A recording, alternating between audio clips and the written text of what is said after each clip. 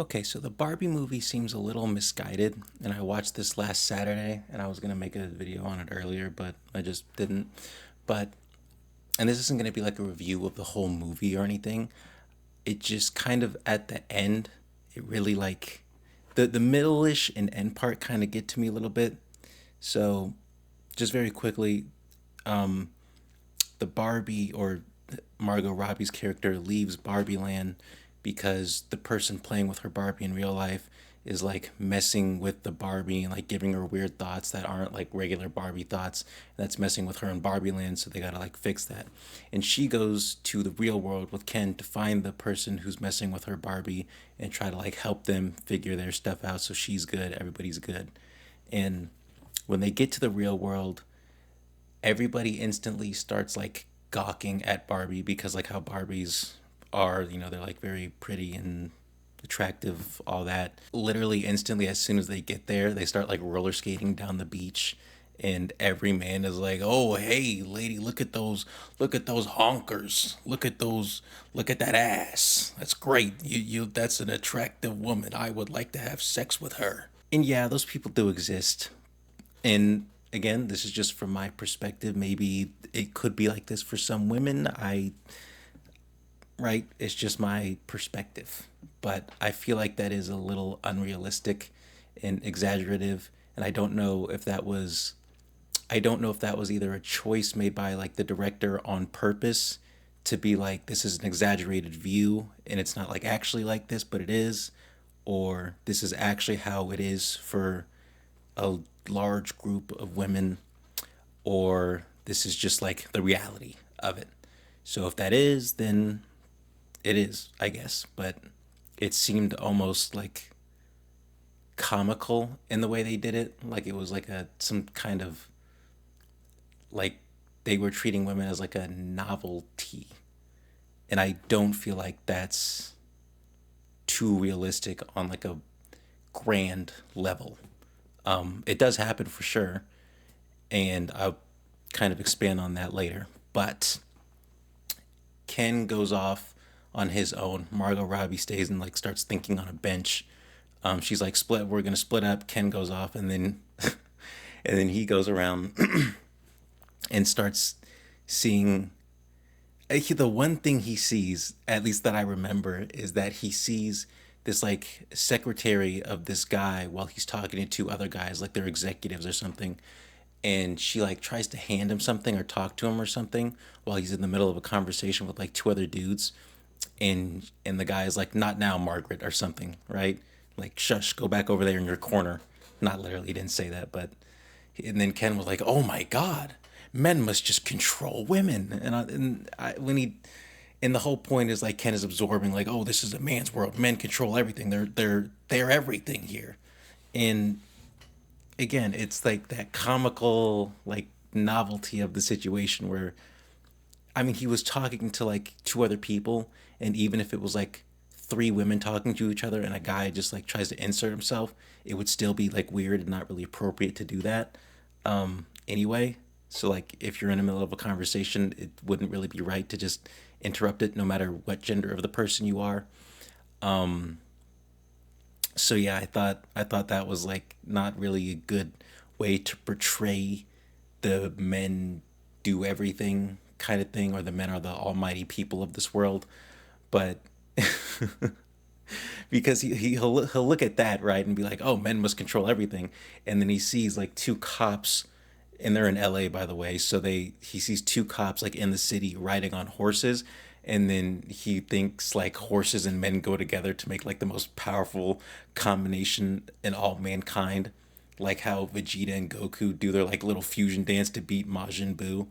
That was like his like, "Oh, horses and men must fuse together to beat the sovereign power of women." And that was like a silly part. That was the kind of stuff I was expecting from this movie. I was expecting more of like a comedic conflict to it. I wasn't expecting like a feminist take on it, which is fine.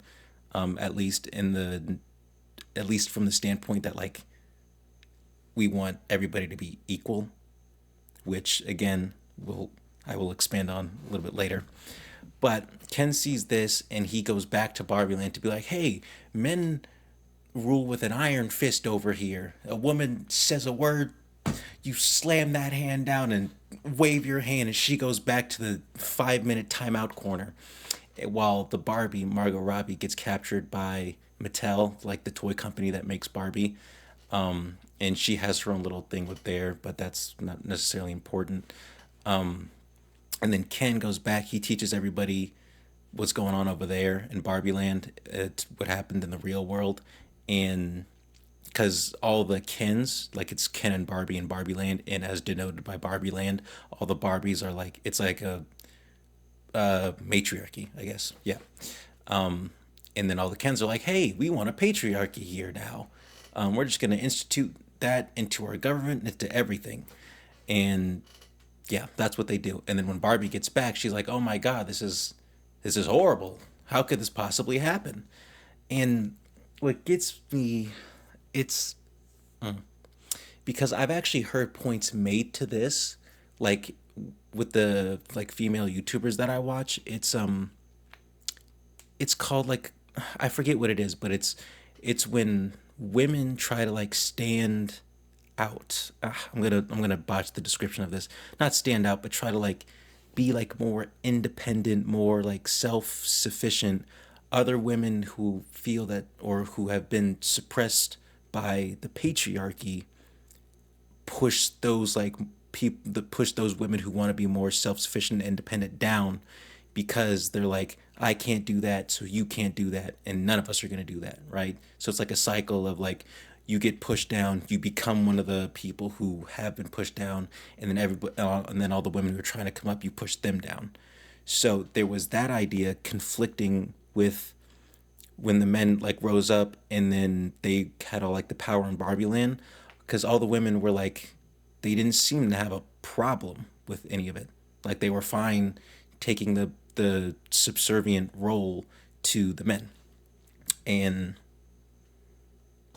it's like, okay, well if they're happy doing it, what was necessarily the problem? And I don't think a patriarchy is the way to go. I agree with the idea of equality for all.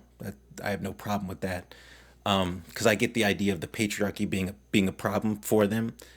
Because if men are always at the like top of everything, I could see how that's a problem for equality because that isn't. So that's I get that, but the women were like happy doing what they were doing when the men like rolled in with them having all the power, and then Barbie comes back and then she teams up with like this other Barbie, this like distorted Barbie who never got fixed, to unlike brainwash all the other Barbies. So they sat them down, and then the woman who was playing with the Barbie, that caused the whole conflict in the first place, also came there with her daughter.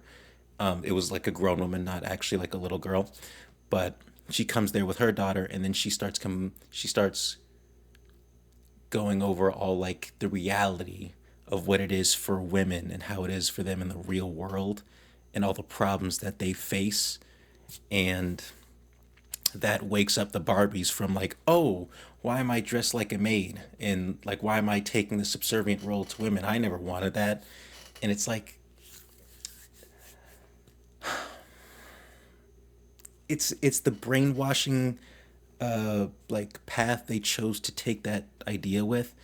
And again, I feel like they take it to such a like a more extreme level that it seems almost like it's not about feminism, it's about everything that's happening is men's fault. This is all men's fault, and they're the ones brainwashing us and they're bad. And I don't feel like that's really the problem.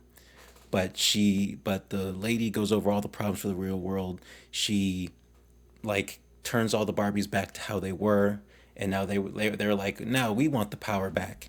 So they do this thing where they have, and it's sort of like they, because I don't want to like unbiasedly represent the actions of either side here, but they like all the Kens sort of have feelings for like the respective Barbies that are there.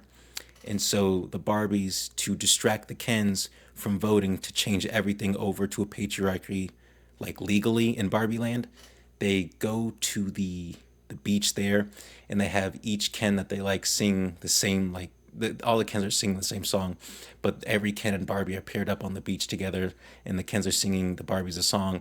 But then the Barbies like take out their phone and like, oh, look at what this Ken is doing, and then they keep getting up and like switching places, and they're in the line was something like, well, we have to make them fight each other and get jealous over each other, so that we can like make the vote ourselves and put women back in power.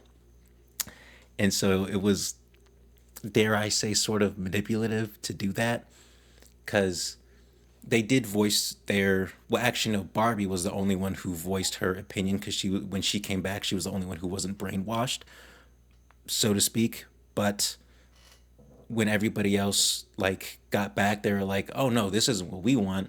And then instead, I feel like before doing the manipulative thing, instead of like coming together and then talking to the Kens like, hey, maybe you guys were a little underappreciated before, but maybe we can change that so both of us can appreciate each other equally. No, they went straight to like, we're gonna pit them against each other, and then we're gonna go put ourselves back in power, which I felt again, and I'm pretty sure the goal of the movie was like a feminist message based on like what I was seeing and hearing. So I thought feminism was about like making women equal with men, and if I'm misinterpreting that, then maybe. But I thought that didn't really fix things, because after the women pit the men against each other, there was an amazing beach fight scene where like it's like not violent or anything, but they got like beach balls and tennis rackets, and like the Asian Ken is like he's like pelvic thrusting at other Kens, and then they're going down screaming. Another guy, or the Ryan Gosling Ken, had a dude in a headlock, and he just like, oh, just like chest pumps him, and he goes flying. And then there's like this awesome dance sequence and everything, but again, not the point. But after the Barbies are like, no, we're keeping Barbie Land like a matriarchy, all the Kens are like, hey, what happened? And then the Barbies have their little moment where like, we took back the power. And so they do that, and then the Kens are like, I think they have some sort of like identity crisis kind of thing. And then it's sort of, I feel like it sort of makes you think it ends on like a positive note, where like the Kens are like, we got to figure out what makes us Ken. You know, we're all Kens, but what makes us independent Kens? And they do that, but that didn't change anything. Like the Barbies got their power back, and that's made it a matriarchy again, where it was a female led society. And sure, the Kens figure out what makes them Ken, but that doesn't make either side completely equal. So things just went back to the way they were. So I thought, as far as the outcome of the movie, from the equality standpoint, that problem wasn't solved. And it's just like, nope, the women wanted power here, and so we're gonna just keep it. And I think the way they did it, especially, kind of it didn't reinforce like a good method of doing it either. And I feel like the way they could have resolved that issue is just being like, hey, let's, now that everybody is like, I guess, awake, and I hate that because like all the woke stuff, whatever. But now that everybody was like in their clearest state of mind, they could now express what they wanted, independent of whatever haze they were in before. And I feel like if they all collectively sat down with the Kens and were like, hey, again, you guys are underappreciated, let's try and solve that so everybody wins. There you go. And I know on a movie level, like you can just like you can do that, but in real life, of course, that's not going to be as easy. And sure, there is inequality in real life, but I feel that it's, life is hard for everybody. Like especially when it goes back to the point of the lady coming from the real world to the Barbie land, and then when she goes over all the hardships that like only women have in the real world, and it's like from how she's explaining it, it makes it seem like only women have these problems, but as far as a lot of the problems went, it was like everybody has these problems. Men, women, people who don't identify as a man or a woman. It doesn't. Everybody under the sun has difficulties in their life, and to just kind of be like, no, it's only women who have these problems. It seems a little unjust to say that because they're not. Life is hard for everybody. Everybody has struggles, and in certain parts of the world, maybe it may be more so than others. Like I know in the Middle East, for a lot of their existence, and I think even now, it's still a male-led society. And for maybe most places, that's happening. But like with the feminist movement, that's especially in America, that's been trying to be, it's trying to move out of that into more equality. And I know some of the side gets distorted with, I don't know what it's called, like radical feminism, where some women just want it to be a female led society. And I guess that's not a problem. It's their opinion. That's what they want. But I felt like all of this started as equality for all, at least as far as the feminist movement. So, yeah, those are just my thoughts on it. I feel like they didn't really resolve the issue that they were going for, that they set up. And yeah, see you in the next one.